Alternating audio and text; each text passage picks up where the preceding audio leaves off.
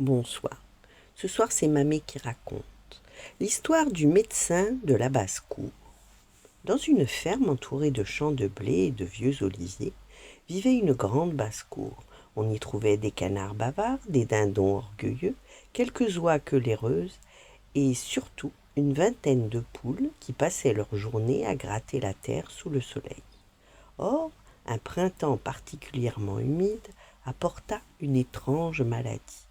Les poules perdaient leur force, certaines restaient perchées plus longtemps que d'habitude, d'autres mangeaient à peine.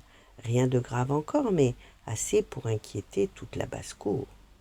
Chaque matin, les animaux se réunissaient près de l'abreuvoir pour prendre des nouvelles.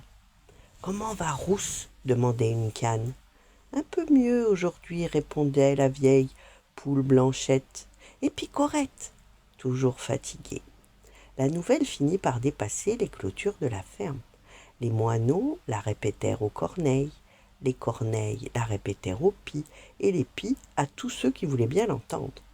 Parmi ceux qui écoutaient se trouvait un chat gris, nommé Grippe-Minot. C'était un animal d'une intelligence remarquable.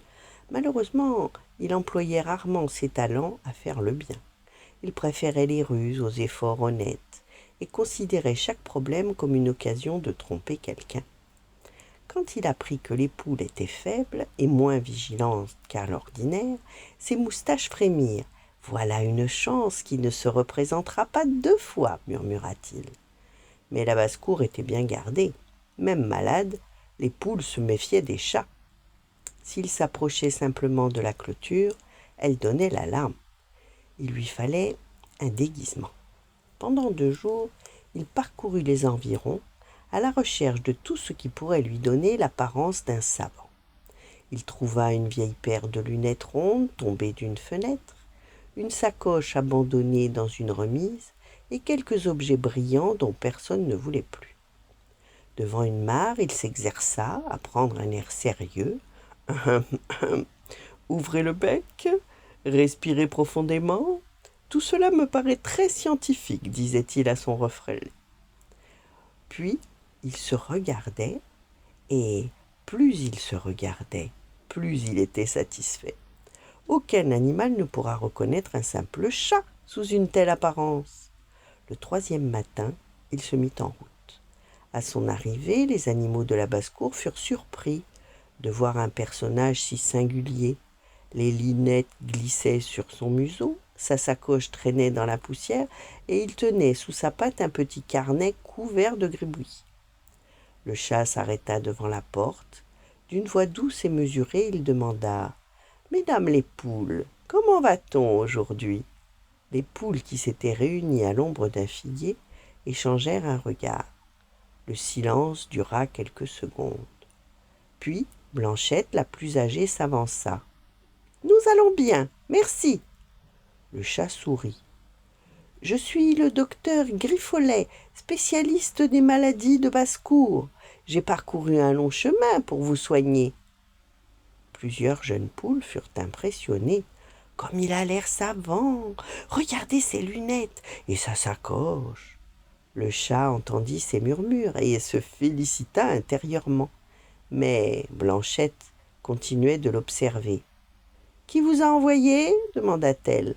« Ma réputation, » répondit le chat avec assurance. « On parle de moi dans toutes les fermes de la région. » La vieille poule inclina légèrement la tête. « Étrange, nous n'avons jamais entendu parler de vous. »« Les véritables experts sont souvent discrets, » répondit le faux médecin. Cette réponse plut à plusieurs animaux. Le chat sentit que sa victoire approchait. « Laissez-moi entrer, je vais examiner chacune d'entre vous. » À ces mots, aucune poule ne bougea. Mais une poule cendrée remarqua quelque chose. « Blanchette, regardez ses pattes. » Sous le bord de la sacoche apparaissaient des griffes, longues et acérées. « Et ses dents !» ajouta une 3e. Le sourire du visiteur découvrait des crocs impressionnants. Le chat comprit qu'il devait agir vite. « Mes instruments peuvent paraître inquiétants, expliqua-t-il, mais ils sont nécessaires à la médecine. » Blanchette ne répondit pas immédiatement. Elle fit quelques pas en avant et fixa le visiteur droit dans les yeux. « Dites-moi, docteur, pourquoi restez-vous à l'extérieur ?»« Par politesse, bien sûr, ou parce que vous savez que nous ne vous laisserons jamais entrer. » Pour la première fois, le chat perdit un peu de son assurance. Les poules se rapprochèrent les unes des autres. « Nous vous remercions de votre sollicitude, poursuivit Blanchette, mais nous préférons nous passer de vos soins. » Le chat tenta un dernier sourire. « Vous faites erreur, je ne veux que votre bien. » Alors la vieille poule répondit.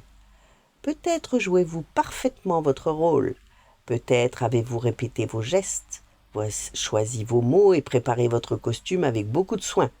Mais les gens intelligents qui mettent leur intelligence au service de la méchanceté ne deviennent pas bons parce qu'ils portent un masque de bonté. » Toutes les poules approuvèrent dans le même gloussement. « Nous allons très bien, » ajouta Blanchette, « à la seule condition que vous vous en alliez. » Le chat comprit que sa comédie avait échoué. Les lunettes lui semblèrent soudain ridicules, sa sacoche paraissait lourde et inutile. Sans mot dire, il tourna les talons et disparut derrière les oliviers. Longtemps après son départ, les jeunes poules parlèrent de cette visite. « Mais comment avez-vous su qu'il mentait ?» demandèrent-elles à Blanchette, et la vieille poule répondit. « Les costumes trompent les yeux, les paroles trompent les oreilles, mais les intentions finissent toujours par se montrer à ceux qui regardent avec attention. » Et depuis ce jour, lorsqu'un étranger se présentait avec des grandes promesses et un sourire trop parfait, les habitants de la basse-cour se souvenaient du faux médecin et examinaient moins son apparence que ses véritables intentions. La méchanceté ne devient pas vertu parce qu'elle emprunte le langage de la bonté. Les plus dangereux trompeurs sont ceux qui savent le mieux jouer les bienfaiteurs. Voilà, bonne nuit, faites de beaux rêves et à demain.